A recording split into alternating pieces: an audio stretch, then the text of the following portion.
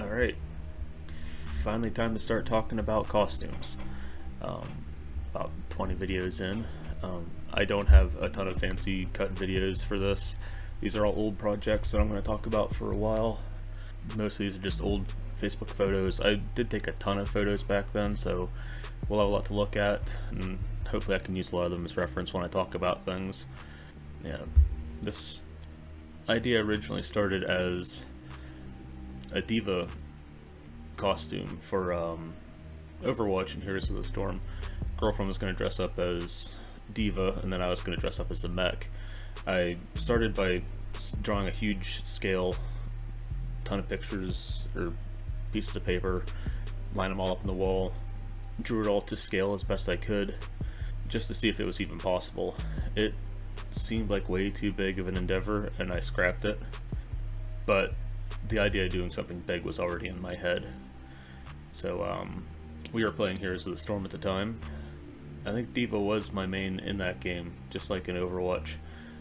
But I was also playing a lot of Raynor too, and wasn't huge into StarCraft. Still not. I like the games, but I'm not much of a PvP player. I'm more of a single player guy. I did like his character design, and I figured playing him in Heroes of the Storm would have been enough to warrant cosplaying him. I'm sure there's bigger StarCraft fans out there that probably screaming blasphemy, but hey, at least you get to see it at the convention, you know. Well, at the conventions I go to. So I had looked around at a couple of different people who have made them in the past. There was only maybe like one or two that were like popular, so I kind of checked out their methods to see how they had done things, and I followed something similar, and I continued to use that same method for a lot of my big builds. So what I had done was I took I don't know exactly where the concept art was from. It might have been Heroes of the Storm or for StarCraft, one or the other. And I sectioned off the drawings to be scaled. So I think each square was 6 inches. The picture I'm showing, you actually see two different colors. There's like a red and a green. I started it out as 1 foot by 1 foot, and then I divided that in half, so it's 6 foot by 6 foot, or 6 inches by 6 inches. I did that so that after I traced the squares out on the paper, I could actually have a 1 by 1 or a 1-to-1 scale of this character. I'm 6 feet even, so that makes it very easy for me to figure out exactly how tall I would be inside of this costume. Yeah, so stupid thing I did, I decided to then draw the whole thing out onto paper. Huge waste of time. This was like a week that it took me to draw all this and then mark it all out. I thought I was being creative, I was being stupid. There was no point in doing this, it was a waste of time. So I started from the ground up. I started with the feet first. Not super happy with the design these ended up with. They were sturdy enough to hold me. I still worry about it just falling apart on me at points. I want to redesign them at some point.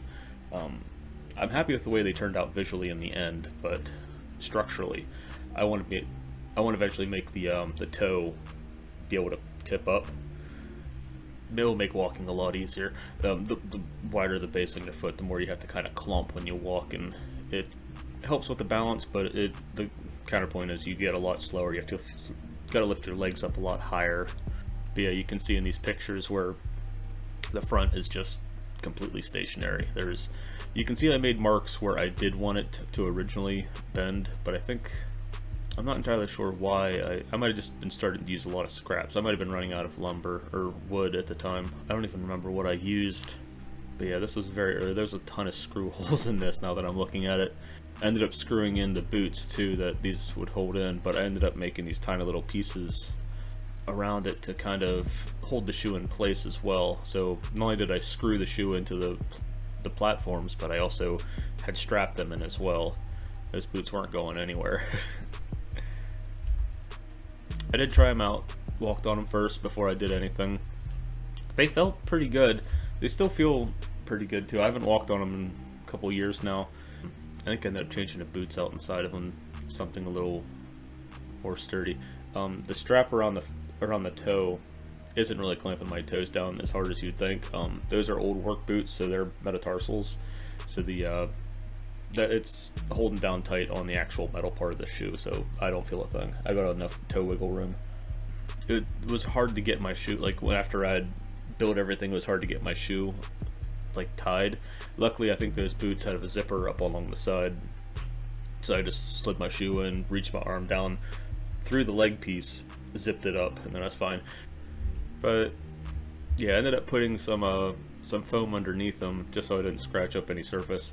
I used originally, I think this is before I started buying a lot of foam from places like TNT, Cosplay Supply. So most of this costume is Harbor Freight foam. I use that same Harbor Freight foam for the base of the boot. I figured give it a little bit of cushion, traction.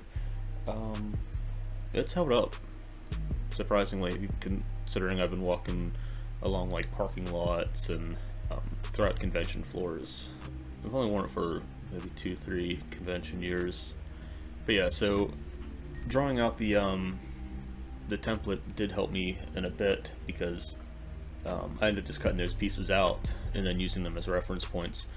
I want to say later after this, or maybe it was on a whole other project, I saved the same concept, but I ended up just drawing the squares out on cardboard and then just cutting it out and making my models that way. But for the boot, it wasn't really necessary because I already had the wood template. It just would wrap around and mold that way.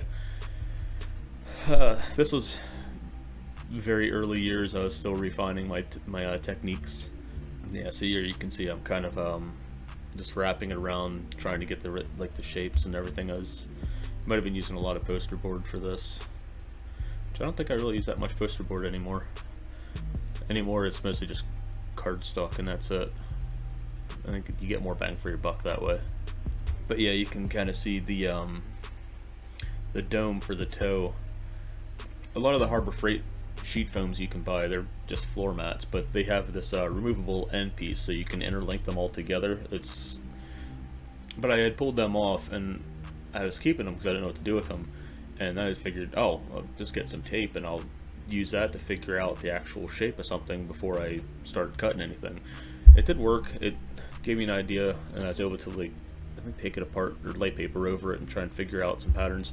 So in this picture here, you can kind of see one side is like the before, the other side's the after. I think I still did some refinement afterwards, but it was pretty effective. Again, they felt pretty good. Wasn't as heavy as you would think for being wood. I can't remember exactly what wood it was. I was really new. I mean, I still don't know a lot about lumber, but whatever it was strong and light, which I liked because I made a mistake a couple years later. I used some wood again, and it was something a lot heavier. It made walking around the worst experience ever. Yeah, side profile. Okay, here we go with the lower leg pieces. I cut this out too, but you can see I'm actually starting to trace out the actual image on the cardboard.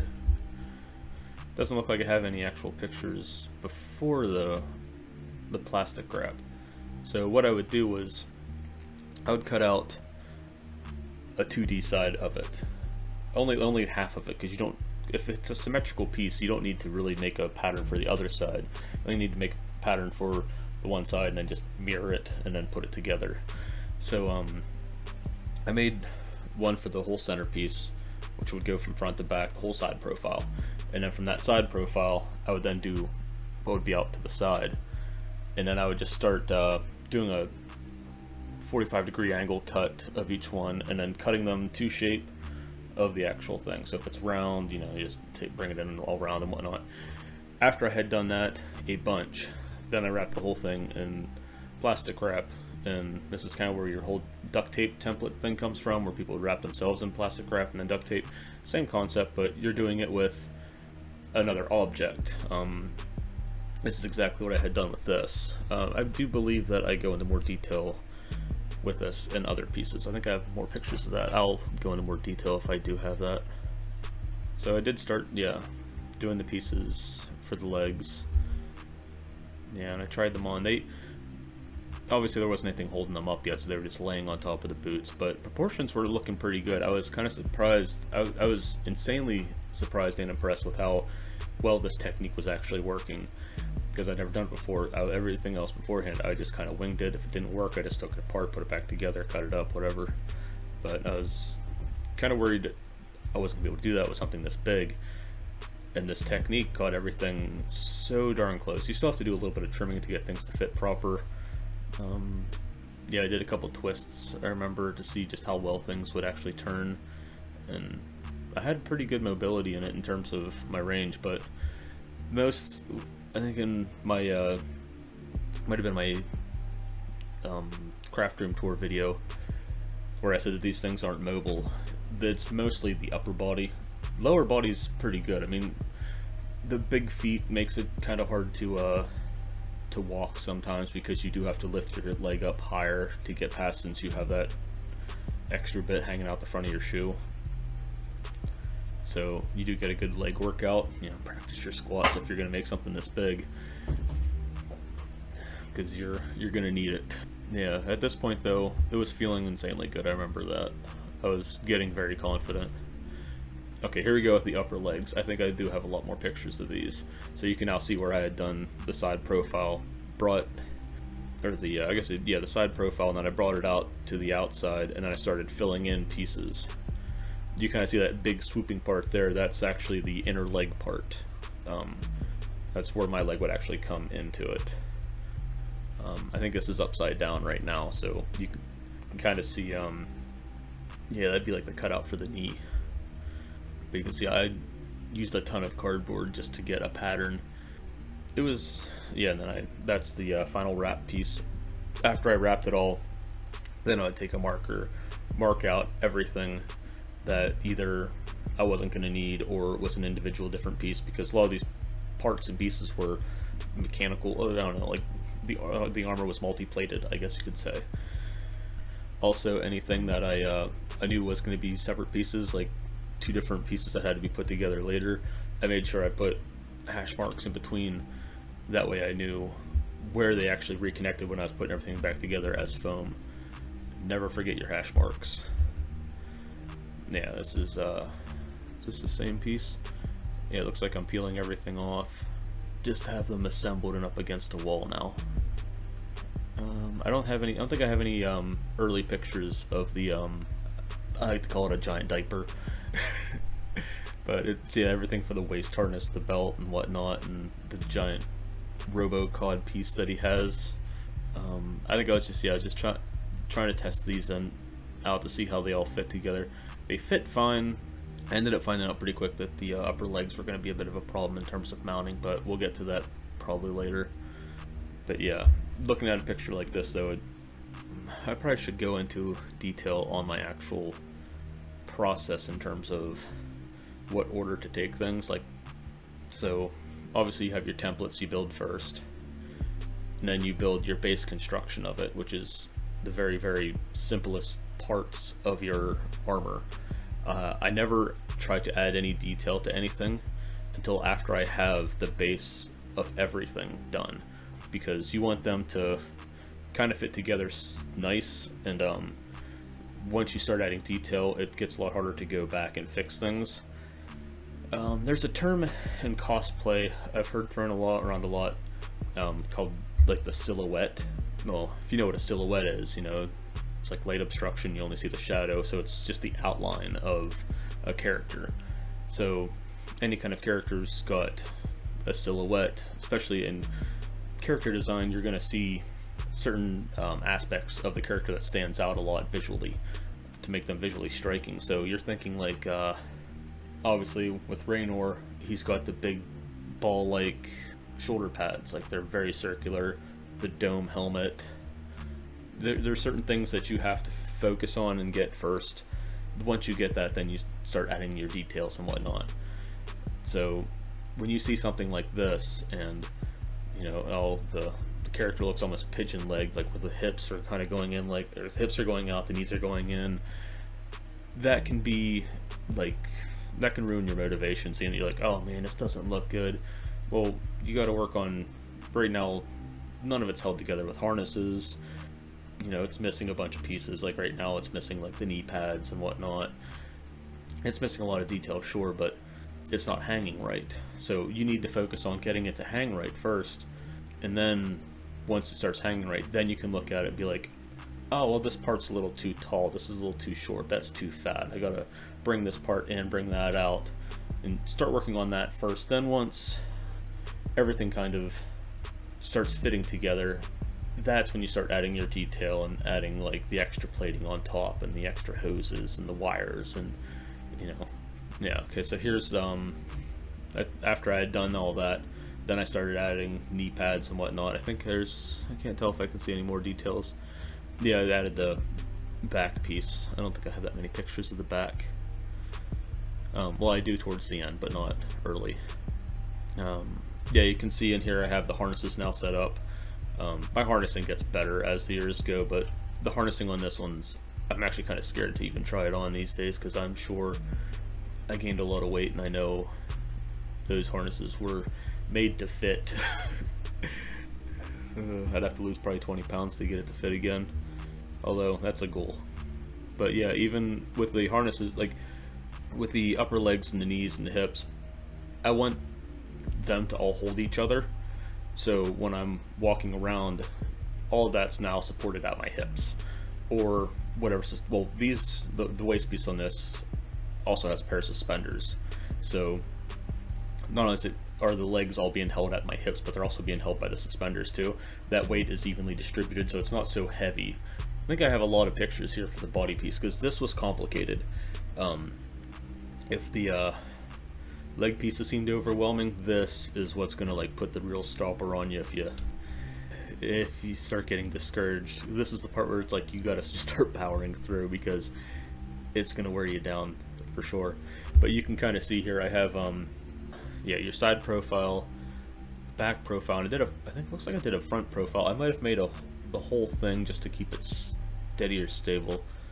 Not entirely sure why I did that, because I only needed one half of the whole thing. Yeah, so this is heavily assembled already. I'd put, you know, your side piece on, then I started molding in the actual shapes and stuff for everything from the dome behind the helmet, the weird cylinder pieces to those, I don't know what it is on his chests. I think they're like power cells or something for the armor. And then like the weird little exhaust ports in the back, or they like reactors or something, because the exhaust ports come out behind the dome, behind the helmet. But yeah, you can see I continue to just keep adding more and more detail. I went probably more than I needed to on this, but in all honesty, it does pay off in the end. I mean, the extra work you put into your template's going to look better in the end run. Yeah, I kind of went overboard on the duct tape before I even started the duct tape pattern. I think I used I might have used cardstock or poster board underneath that duct tape too, to try and keep the duct tape from falling inward. But yeah, here I am wrapping the whole thing. Yeah, you can definitely see a lot of the pieces around the front. Like, yeah, the very top part right here on the neck is going to be like an opening for an LED. Yeah, and then there's the full duct tape wrap on the front. Now, for something this big, you really want to label your pieces too. Take tons and tons and tons of pictures. I had done that during this, but I don't know why I didn't save them. I think mostly because a lot of those pictures were just for me. They were reference photos. It was more or less like, okay, this section here is part 1, you know, so now I know that I can go through my pictures. Part 1, oh, it's connected to part 2 and part 3, and I connect to these, so when I go to trace everything out and cut it all out and whatnot, I know what angle it's at, so I know if I need to do a 45 degree on one and keep one straight, or if I gotta do 45 degree cut on one, 45 degree cut on the other, so I know, depending on what angle the cut actually is. Pictures help you a lot before you tear down your duct tape pattern on something like this size. Pictures of everything. Just take as many freaking pictures as possible. You will regret if you don't have one when it comes to putting everything back together. But yeah, you can start seeing how everything starts slowly getting put together. Now, obviously a lot of these parts are either hollow or have extra layers and details, but I'm not worried about that yet. My main concern is getting the shape, making it all fit, making it all work, getting that silhouette first. But you can see below, just there's probably at least 50 pieces from the template. This was a complicated part. This looks like, yeah, the dome, that probably front part you probably see right behind the actual dome of the helmet. Yeah, that's the front chest piece. Yeah, I marked them left and right too, because if you're only making a template for one side, you gotta mirror everything too, so don't forget your L's and R's. Otherwise, you're gonna either mess something up entirely, or highly recommend to put your lefts and rights on there. It looks like just one of the exhaust ports for something. Looks small, so I'm gonna say that's probably on the waist. I had bigger exhaust ports on the back. I put computer fans in them too, that way they could exhaust hot air out from inside. And then I had 2 smaller fans. Probably I have pictures of them, I'll show them later. I'm getting ahead of myself, but yeah, that they would suck the cooler air from outside up into my face, and if I had the dome, it would prevent any fogging and keep cool air blowing on me that way too. If you're building a big suit, at the very least, fans. Get some fans. Okay, yeah, this was when I first had put it on the floor. This is definitely like going to be one of those things where I was talking about, where you're gonna have to make tons and tons of adjustments, because I think originally I made the front part way too wide. Looking at it these days, I think I might have gone in just a hair too narrow, but it probably does need to be just a hair bit wider, maybe like an extra inch. It was looking pretty good. I was pretty proud of how it was actually coming together.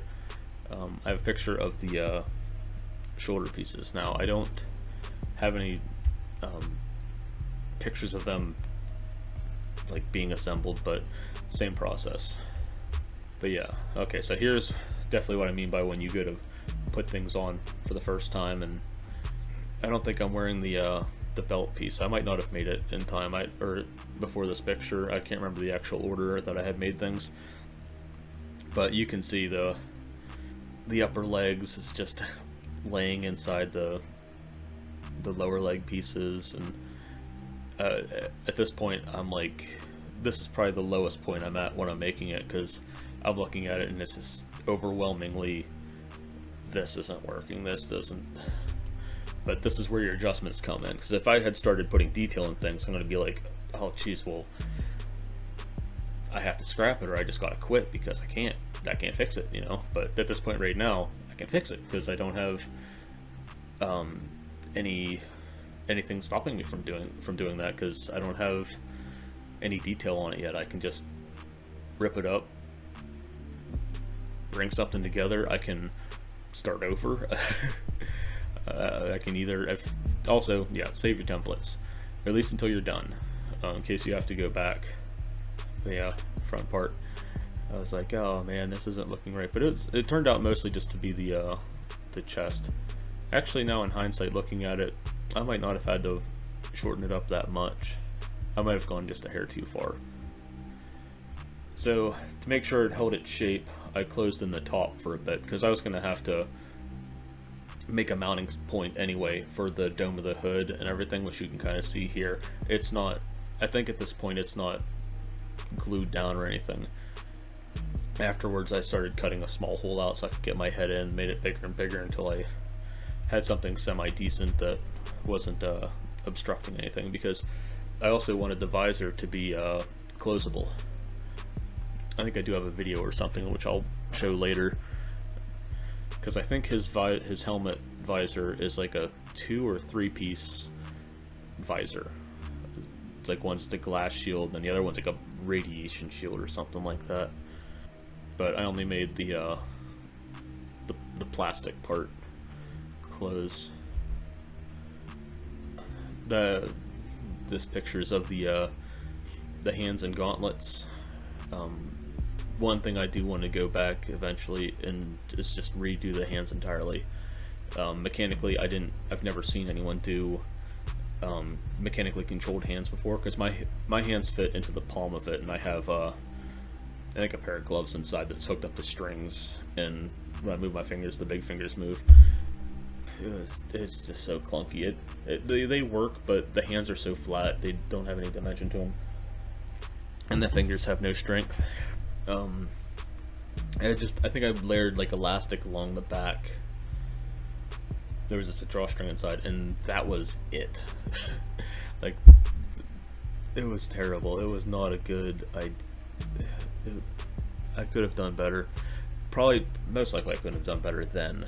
It was but if I was to redo it, I could do a lot better now. Yeah, you can see me starting to work on the placement for the dome. Just that part in front is the part that was opening and closing. I think I had to really trim it down to make it fit, because I was having an issue. It'd get about halfway and it would get stuck. So my actual pivot point for the corners was off. I think I had to raise it and then trim it just to bring the dome down a little bit so it would have more clearance. Or I had to push it back. I can't remember exactly what the problem was, but there was definitely a problem. I mean, trying to find the center on a half sphere is not easy. As far as where I got the domes from, I believe they were security cam domes, like plexiglass security cam domes. They weren't insanely expensive, but they were pricey. I mean, if you want to get into costs, I never really pay attention to exactly how much I'm spending. I mean, once you get into it, you get kind of committed, and you have to, try and find cheapest solutions if possible, obviously, but just don't go out and buy everything all at once, and it's gonna cost you an arm and a leg and probably a month's rent. But I mean, if you start early enough, you can put like 10, 20 bucks down a week. I mean, someone who smokes probably spends more than that on cigarettes a week, so if they can afford that, you can afford a hobby. Yeah, you can see the exhaust ports I was talking about in the back. That would end up exhausting all the hot air out of the suit. You can kind of see the insides of the shoulder too. There's a lot of the mechanisms for where it's actually going to hitch up. I think I do have pictures eventually of the mounting hardware I have inside of that, because I did build a framework out of PVC plumbing. Obviously I made sure to glue everything together too, that way nothing would come apart. But yeah, then the shoulder pieces would then just slide right onto it in a channel that I made out of foam, and then they would just stay. They had a little bit of give so that they would turn and whatnot. I do believe I have a video somewhere of me testing all that. There's a back piece though of it, or a back shot of it all starting to be assembled. Same process I did with the legs and stuff, where I started working on the harnessing to make sure the arms and everything would start fitting together. Yeah, and this is a picture of me actually test fitting all of it for the first time. I think there's a video in here too. I'll play if I can find it. Yeah, you can just see from the grin on my face just how well this was turning out. I didn't have the dome on my head though, because I think I ended up having to lift the chest has to come up a lot higher to fit my head in, which is still a problem that I ended up having with it and still need to address, because so on the entire upper body piece, obviously inside I have like a section that sits on my shoulders, but as the day goes, that slowly starts to wear down, so the dome gets closer and closer to my head. So the more I would turn my head, I could actually accidentally pop the visor out of its socket. It's on the list of many things to both fix, address, and repair on that suit. But yeah, you can definitely see here in the back. Right now on this picture, the back is just hanging out over the butt. I had to figure out a way to make it stay. This was kind of an easy fix. I built like a lip on the butt that it would then just kind of sit behind. So then no matter what I did, it could never pop out from it, because the other half is just way up inside the top armor piece of the chest armor. So that could never pop out. I think after that I might have done some extra harnessing to make sure it would never move out past beyond that lip. Yeah, okay, there I am with the visor on. You can definitely see it really smashing down on my head. The visor though was still, the whole dome for the head was still removable though. Oh, there's a video here, I know of it. Yes, here we go. I don't know how much of it I'll actually play after editing, but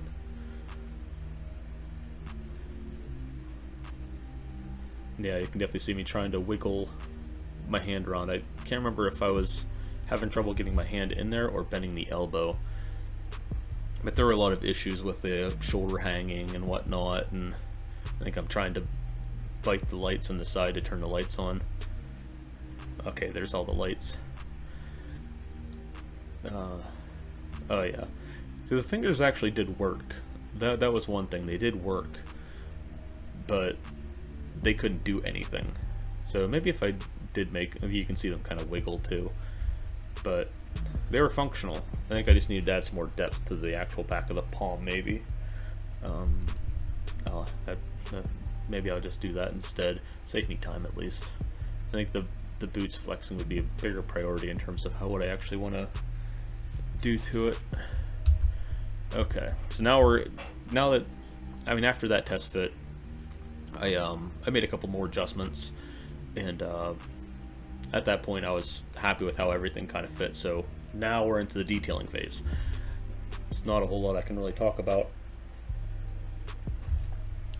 in terms of detailing.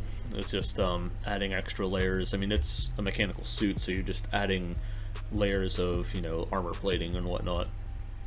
At this point I'm using black craft. I think I used more than just black craft foam, but you can see where I started adding bits and pieces. Yeah, a lot of these photos are pretty dark. I think I had a pretty crappy phone at the time. But yeah, you can see the PVC piping that I have mounted for the shoulder pieces. That runs the whole way inside, across itself, and around my chest, and then I use that as a base then to hold shoulder mounting on top of it. So that entire framework is now on my shoulders through a harness. The body armor is wrapped all through that, so there's no pulling that out or anything or taking it apart. It's like hardwired in there. Yeah, you can see you can kind of see the fans in the back. I think I have a video or some more pictures. They started out as orange fans. I can't remember why I was using orange. Depending on the source material, his lighting's either going to be orange or blue, I think. We were playing a lot of Heroes of the Storm, so I think his colors were blue, so I swapped them out for blues just for like consistency. Plus all of his other lights were blue as well, and it seemed kind of off to do orange LEDs in the back but blue LEDs everywhere else. The hoses in the back, those were just normal hoses. I think they were leftover car part hoses actually. For what, I don't remember. They look a little too thick to be fuel lines. Could have been though. And more details on the hands.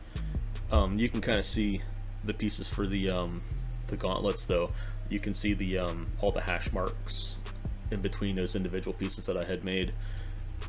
One thing when you're making templates, you want to try, when you cut it all apart, you kind of want it to lay as flat as possible, because when you're tracing it out, your foam is flat. So you can see I made things into a lot of different parts. You might notice there's like a long line in the center of one thing, because it had to be, I had to cut that out so that the piece would actually lay flat. I don't know if I have any, well, we're well beyond template photos now, so I can't go into too much detail about that.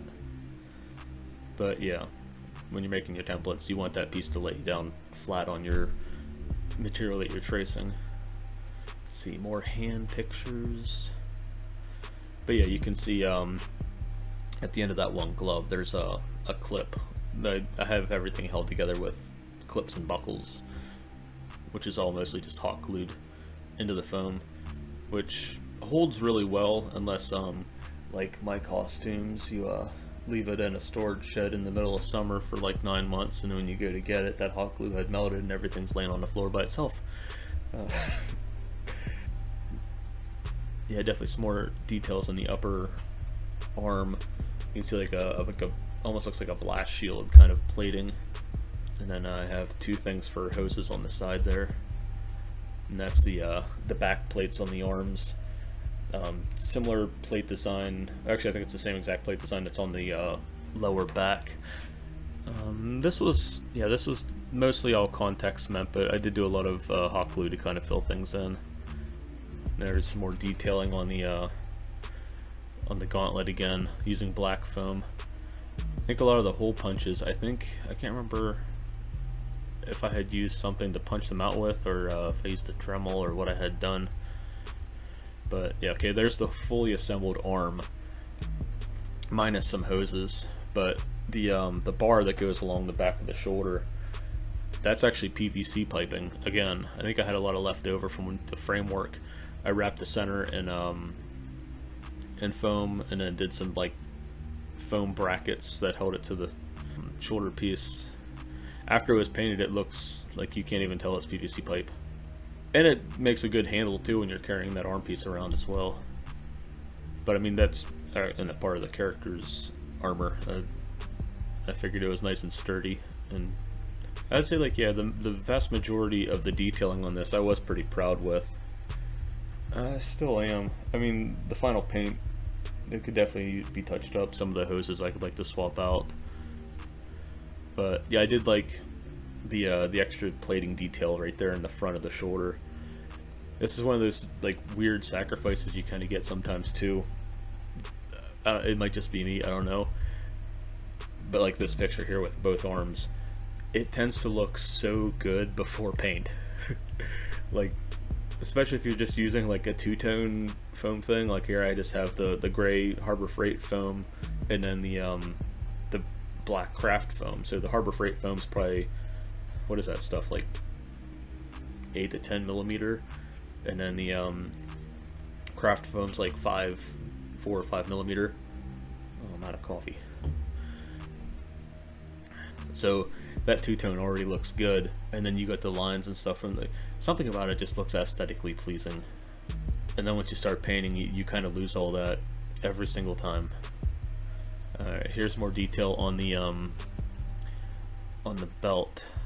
Those inserts for the hoses you see there, the very ends of them are some kind of like rubber thing. It was like a rubber grommet, but I can't remember where I had gotten them from. It's weird how you can kind of like go to, you'll need certain things. You either go to like the hardware store or freaking Walmart and just walk around, and it's like, I need this, it needs to be about this size. I have an idea of a couple things that I could use, and then you just go shopping and try and find something. I think these were, yeah, if I remember right, I think they were, they might have been like the rubber things that you can put underneath a stool, like the legs of a stool, so it doesn't scratch the floor. I want to say that's what that was. And then I just put the hoses in and glued it all up. I could have just made it foam too. That would have been easier, but I'm weird, I guess. More detailing in the front. I could have definitely gotten some things cleaner. I wasn't using a Dremel yet at this point, or if I was in a rush and I didn't get to do a lot of cleaning up. But yeah, you can see there's still a lot of like really heavy splits in between some of the foam pieces. What's this? No, this was the second project I think I used contact cement. So I was getting a lot better at using it. But yeah, this back piece here, you can see that little, there's two little notches that stick up. Those were the lip that I put in. I think they're actually a part of the design. Thankfully, they're way high enough that that back armor piece never slides out from behind that. No matter how much I bend or do anything, it will never get out past them. And they kind of hold that whole back piece in place. Yeah, I probably should have shown these earlier. So, usually at work, I would make tons and tons of drawings of like ideas and references of what I wanted to do in terms of like, I don't know, like either I draw something out and be like, okay, this is what I got done, this is what I need to get done before I get to this point. Or if I have ideas on what I could use for something, I would sketch it out and Yeah, always keep drawing, I guess, I don't know. Yeah, I think below that might be the, I think I was sketching out the back plating, the lower back part, what kind of design I wanted to go with. Alright, so now all the detailing's done. Now we gotta fill everything, fill all the seams, try and fill in the cracks. I can't remember the exact type of caulking that I use on this. I think it's a quick seal. I think it's quick seal that everyone uses. Pour it in, try and water it down to try and smooth some things out. I probably went a little overboard on it and got a little too crazy. Yeah, you can see I have pretty much everything laying on the floor on pieces of paper and stuff, so I don't get anything anywhere. It's messy, for sure. Alright, so now I have everything outside. Yeah, I just bought like 2 really cheap like Walmart clothes hangers, some clips, and some hoops and stuff. That way I could just always have something to kind of hang everything by when I painted everything outside. You know, I don't think I need to give any tips on painting, but I mean, you know, obviously if you can do it outside, do it outside. You're gonna have a lot of overspray if you do it in the house, unless you have a way to do any kind of ventilating system where you have like something hooked up to a window to blow it straight outside. But even then, that overspray is going outside, so you might have that overspray on the side of your house. It's be very mindful when you're spray painting. Spray paint away from everything, your car, your house, because that stuff can travel. So yeah, here's the first base coat. I figured what I was going to do is I was just going to since his color scheme is a two-tone, black and silver, I did everything in silver first, and then I after that all dried, I taped everything off and then did a second pass with black. So should be able to see that here. Before this, obviously, I did Plasti Dip. That way it acts as kind of like a bonding agent, and also primer. Yeah. So it all started out black primer, and then it got its silver color. Then after that, I did that, then masked everything off and did my two-tone. Here you can kind of see the silver and black, front and back. I did get some cracking in the paint. These days you couldn't tell. Oh, you can tell in some spots, but unless you get really close, you aren't going to notice. I think there's a rule in cosplay. I can't remember exactly how the saying goes. It's not a 6-foot distance, but as long as it looks good from a distance, you're fine. I can't remember the exact distance though. I'm sure I haven't heard it in a long time though. It was like a 12-foot distance or something like that. If it looks good from 12 feet, it looks good. Okay, here's a video of the actual visor going up and down. What I had done was I took ball bearings from roller skates and put them in the hinge. I want to say I had bearing spacers inside that held it. Unfortunately, I don't think I had anything on the outside of the bearing to hold it, to keep it in place. So if anything was to cause the helmet to pop off, it would just pop right out, and I had to just push it right back on. Yeah, the way I actually had the mechanics so it would stay open or closed was just weight. So weight and the actual start and stop position. So I had in the back of the full visor that doesn't move, or the dome, I mean, I had a strip of foam. That way it couldn't go past that one strip. And then at the end of the dome that did move, I had another strip of foam, and that acted as a weight. So I could hit that piece of foam with the back of my head, and that would be just enough to get the whole thing to just come back, and then it would rest on that. And then this little lip here, you see that in the video of me where I pick it up and down, there's a small lip on the inside too, and it's close enough to my face where I could just tap it. And if I tapped it enough to I got my head to just go down just this much, it would get the whole thing to just come up and then fall forward. And of course, that hole that I had cut out for my head was in far enough that when it came down, it would stop on the actual lip of the chest piece. So it had 2 resting spots that it could be in for full, and it was pretty low tech, and it worked insanely well. Let's see. Okay, I'm starting to do some hand detailings in the actual paint job now. There was a ton of like caution lines and whatnot on the armor. Yeah, in the last video in the background, you could see that I was drawing a stencil out for this the snake skeleton that he has on his shoulder. I'm sure there's an actual name for whatever the creature is, and I'm sure any StarCraft fan watching this is probably going to be yelling at me right now. Yeah, so not only was I trying to do detailing too, but I was also trying to do like some weathering marks as well. I went a little overboard in my opinion, and some of them don't look that great, but okay, yeah, and there's a picture of the internal fans. I think what they actually were, they were supposed to be hard drive fans. Who would try and cool a hard drive? I don't know, but they sold them on Newegg, and they were small enough. It was just 2 really small. I don't think they were not 120 fans. I'm not sure what size they were. They were pretty small, but they definitely got the job done, especially if the helmet's down. Yeah, more detailings on the back, the yellow caution lines. Yeah, this is a picture of the red exhaust fans that I mentioned. I ended up swapping them out for blue. I could just reach them from the inside, so it wasn't an issue for me to actually tear anything apart to get them out. That's the whole thing assembled.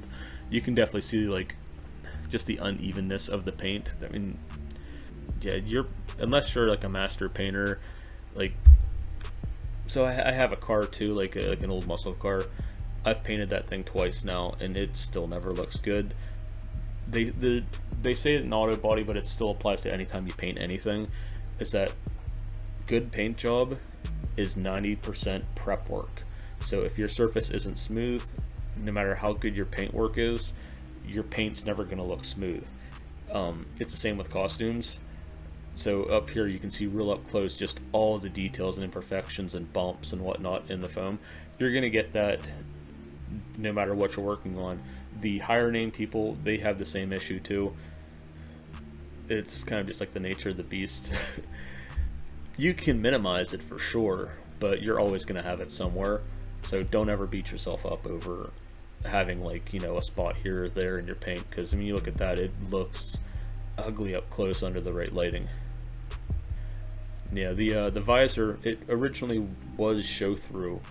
I had used I can't remember what kind of paint it was. It was like a glass coloring paint.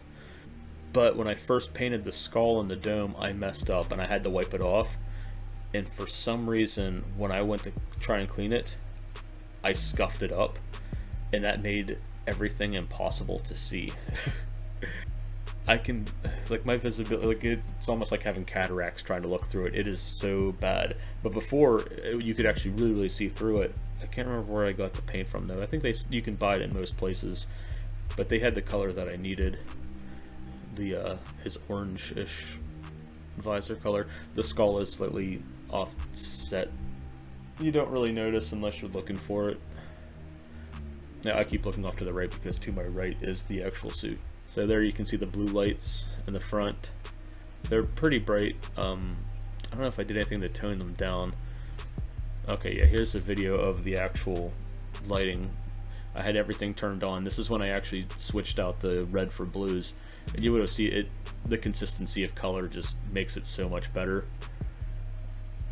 It's, yeah. LED fans do pull off like an interesting look too.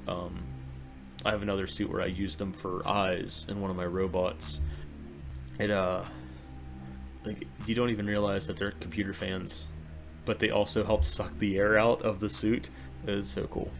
Or suck the hot air out, I mean. Alright, so here's my first full test fit after painting. I don't think I needed any adjustments afterwards. This might have been like a couple days before the convention. I was so happy and so satisfied with the actual final product. In hindsight, a lot of the tubes I used were real rubber, like right there around the waist. They were real rubber tubes that I had just went and bought from Lowe's. way too expensive. I could have used foam dowels, but at the time, I don't think anywhere was really making foam dowels like TNT Cosplay or the Yayaha foam that you can buy at Joann's now, which they weren't even, that wasn't even a thing yet. I don't think they released that until like maybe a year after this.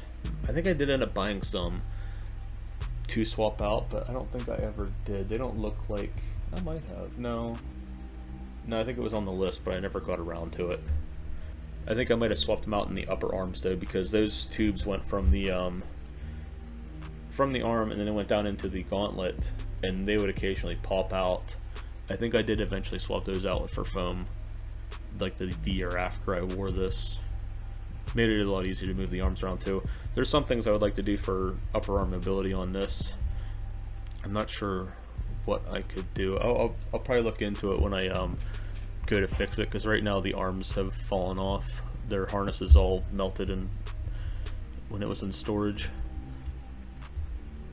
Alright, so convention time. The first time I had put this on at a convention, I actually had a lot of help carry it all, because I wasn't entirely sure how I was going to carry it all. I think eventually I learned to actually just put it on at the car and walk to the convention, but the first time I had a lot of people help me carry it all in. It probably took, I want to say, it probably took about 10 to 15 minutes to put on.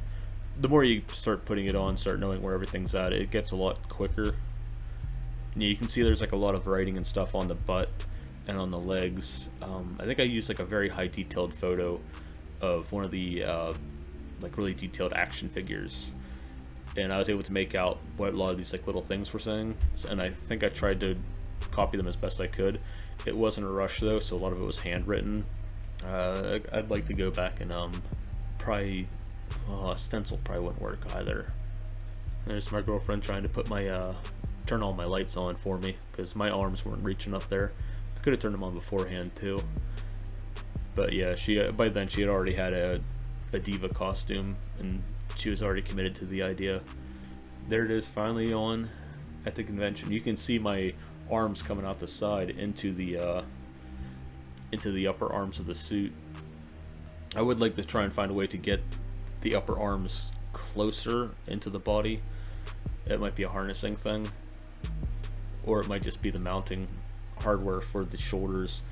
It's something I need to try to address to make it look better, because right now it just looks like the arms are just kind of hanging out. Alright, I got 3 videos. Okay, these were all taken by my sister. These are all after I had put everything on and I was coming into the convention. Immediately I got stopped, and I was stuck with a crowd for probably like 30-45 minutes. I was barely past the entrance. Everyone wanted a picture.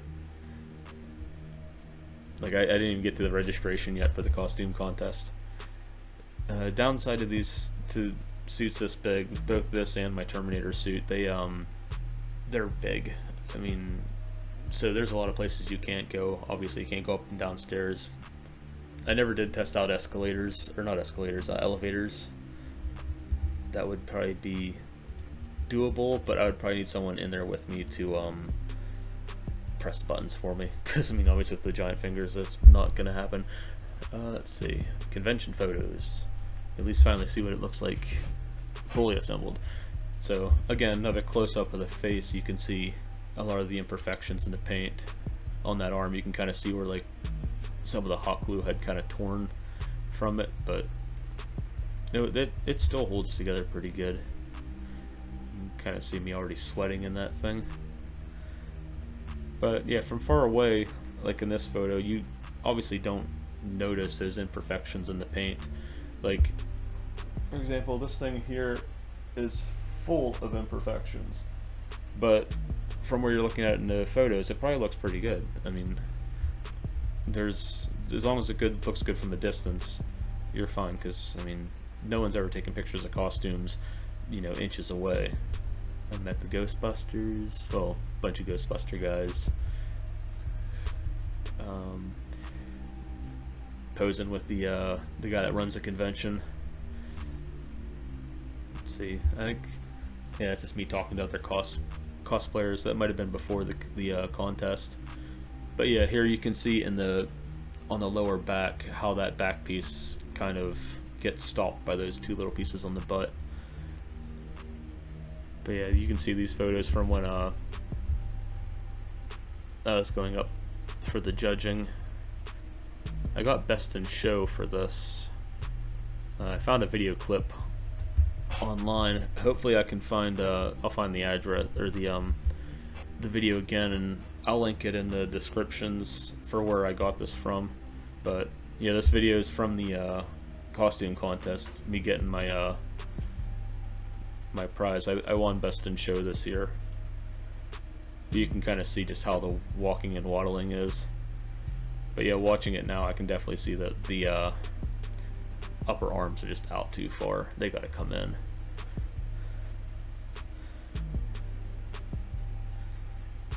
Yeah, from all angles it looks pretty good. The arm movement's not that great. Arm movement on my Terminator is not that good either. It's just limitations from the bulk of everything. Yeah, bring the visor down at the end. I don't know how many times when I was backstage, I think, yeah, my girlfriend was with me because she was dressed up as Diva. She went out before me on the costume contest, and I want to say she probably fixed my visor for me from popping out like 5 times beforehand. She was getting aggravated with me, and I was like, I can't help it. It's like, if I just turned my head just the right way, it was enough to just pop it out. But yeah, here's more photos of me getting the getting my trophy, her holding it up for me because the fingers and the gloves aren't holding it that well. And then that's the rest of the winners. I don't know who the Barbarian was in the background, but the Necrons and the Dragon Age folks, they've all turned into some cosplay friends. We see each other every convention year. For me personally, my favorite part of these conventions is just being in the being backstage for like the hour, just talking shop with everyone, catching up with all the other cosplayers that you see every year. I need to go to more conventions, but something about going to Sci-Fi Valley Cons, it feels kind of like home, I guess. Especially with these folks. I mean, they're all basically like my cosplay family now. Okay, so now after this is all just me taking the stuff off, just resting. You can just see the exhaustion. My hair is just all wet. Almost done with all these. Yeah, so took it all out to the parking lot. I think yeah, we had someone moved the car closer to the building in the parking garage. We were right by the back door. I just unloaded everything and just put it on the ground. Luckily there was an empty parking spot beside the car. Otherwise, that would have been a nightmare. I would have clogged up all traffic. The entire armor just took up an entire parking space. I wore it the next year. I might have done a couple small tweaks to it. That might have been just like the swapping rubber hoses out for foam. I think I swapped the shoes out too so that they were more comfortable. And that year, we also made the paper. They were hyping up, like the local newspaper, they were hyping up the current year's convention, but using photos from the previous year to talk about, you know, what's coming up. And in the photos, they used our photos, 2 of our photos, one with me and the guy that runs the convention, and then all of us winners from the from that year. I know I still have that photo, that cut out somewhere. Alright, so yeah, that's the Jim Raynor suit from StarCraft. I'll try and make videos like this for most of my suits. I don't have a ton of photos of everything, so I might compile a couple together for other videos. I'm still proud of it. I definitely want to fix it up and wear it again. But yeah, I don't know how to end these things ever. So till the next one, thanks for watching.